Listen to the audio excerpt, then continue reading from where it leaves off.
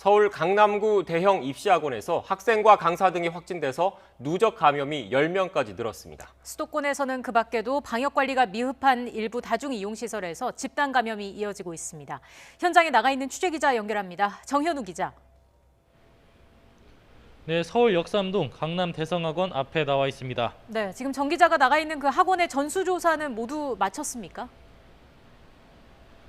네, 그렇습니다. 지난 23일 학원 수강생 가운데 첫 번째 확진자가 나온 뒤 이곳 대성학원 관련 확진자 숫자는 모두 10명까지 늘어난 상황입니다. 학원 구성원 등 2,175명에 대해서 전수검사를 했는데 앞서 말씀드린 10명을 제외하곤 모두 1차 검사에서 음성 판정을 받은 상황입니다.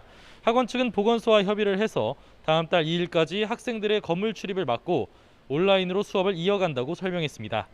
최초 확진 뒤 학생은 2명, 강사 2명, 조교와 직원 등 지인 등으로 감염이 번진 것으로 보입니다. 전국 신규 확진자 가운데 수도권이 차지하는 비율은 한때 50%대까지 내려가기도 했지만 60%대를 다시 회복했는데요. 수도권 곳곳에서 소규모 집단 감염 사례가 새로 나오거나 그에 맞춰 몸집을 불리고 있습니다. 특히 방역수칙 미준수 시설에서 확진 사례가 이어지고 있습니다.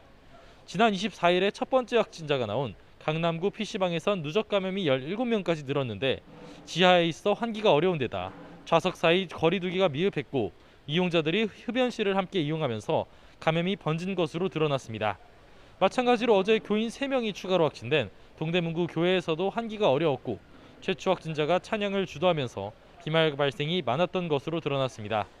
그 밖에도 과천에 있는 어린이집이나 남양주시 교회 등 곳곳에서 10명대 신규 확진자가 새로 나왔습니다.